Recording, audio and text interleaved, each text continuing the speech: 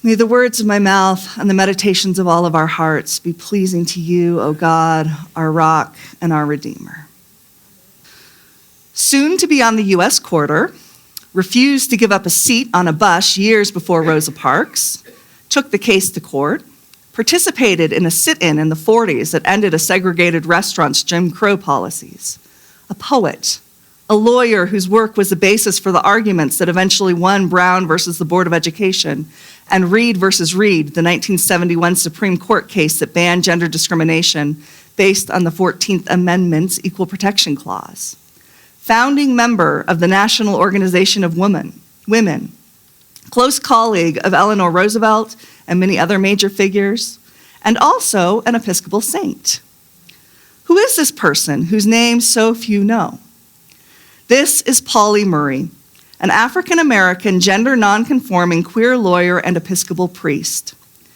Pauli lived in a time when no one asked your pronouns, and we don't know for sure how Pauli identified, except from some personal writings that indicate that though Pauli used the term woman, being identified as a woman never felt right.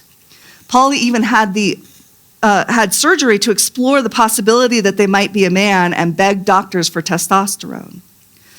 Many use her to identify Pauli, as that is the term Pauli used, despite discomfort. Pauli's beloved aunt, Pauline, called Pauli my boy girl, and many use the term they. Some feel he is more appropriate. I will use they and hope that St. Pauli approves and forgives me if not. Today, I am starting my sermon by talking about Dr. and Reverend Pauli Murray, partly because our guest is from the Pauli Murray Social Justice Coalition Center, which is seeking to honor Dr. Murray's legacy and continue justice work, especially to address the injustices still faced by the BIPOC and LGBTQ+ communities. But I am also talking about Dr. Murray because they had such a firm grasp on what it means to be a good Samaritan, what it means to let justice flow down like a river, and what it means to respond to God's love by loving our neighbor as ourselves. Dr. Murray's body of work and life accomplishments are absolutely astounding, and I can't cover them all here. I recommend to you, though, the documentary on Prime Video called My Name is Pauli Murray. Dr. Murray once said, "I have never been able to accept what I believe to be an injustice. Perhaps it is because of this I am America's problem child and will continue to be."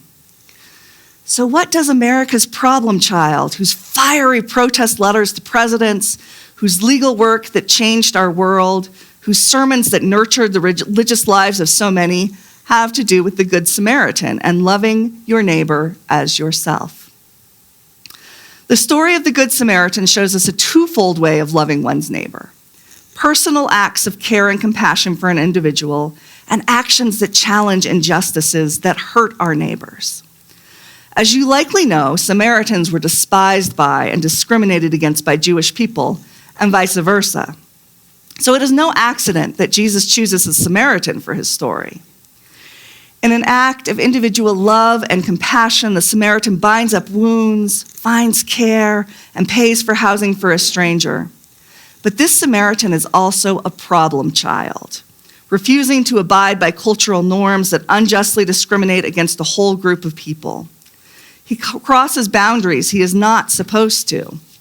And with his act of love, protests and breaks down an unjust system. Does this one act change everything? No, of course not. But it begins to shift the dial. On a bus trip to Virginia, while still a law student, Murray refused to give up their seat, and they and their friend ended up arrested years before Rosa Parks would do the same. Dr. Murray worked with other lawyers to bring the case to court. That case, they lost. Pauli Murray said, "At the time, I felt only the bitter disappointment of a bitter defeat. But I began to sense that we were a small part of a teamwork effort that envisioned the overflow of all segregation law. The thought was stupefying." Dr. Murray's words make me think about two conversations I had this week. One was with a Venezuelan migrant who I met recently and is becoming a family friend. Speaking through the Translate app on our phones, she told me a little of her struggles to come here. After talking about the traumas and the suffering she has endured and the difficulty of finding work and surviving here in the middle of winter, she said she continues on, poco a poco con fe en Dios, bit by bit with faith in God. Bit by bit, her family has saved money to rent an apartment. Bit by bit, they figure out each week how to get food. Bit by bit, they save to afford the application fee for their asylum cases and work permits. Bit by bit, they receive help from kind people to build a new life where peace and justice, rather than the fear and violence they fled, are a part of their world. Poco a poco. And then, as Nora and my pastor friend Jenny and I were speaking this week about discrimination in the church, Nora reminded us that the church changes person by person. I told you I was going to say this in my sermon, but I didn't ask your permission, sorry. Person by person and bit by bit. I think of Amos's image of justice rolling on like a river, righteousness like a never-failing stream. But how does a mighty river get created? It gets created drop by drop, moment by moment, act by act, poco a poco, person by person, compassionate act by compassionate act. In one of their sermons, Dr. Murray wrote, in his deep humanity, Jesus was transparent to God's love and compassion for us. I believe that compassion is a gift of God's grace, our response to God's love. It is the capacity for placing ourselves in another's predicament, feeling from the inside what it means to be with another person, feeling with, suffering with, so that another's pain becomes our pain, another's struggle our struggle. Without compassion, all our works are meaningless. With it, we become more like Christ. With compassion, we become more like Christ. With it, our acts of love and protest become acts of faith that matter deeply. It is easy to become overwhelmed by the world's needs. It is easy to feel completely defeated when our acts of love and compassion fail to change the world as we hope.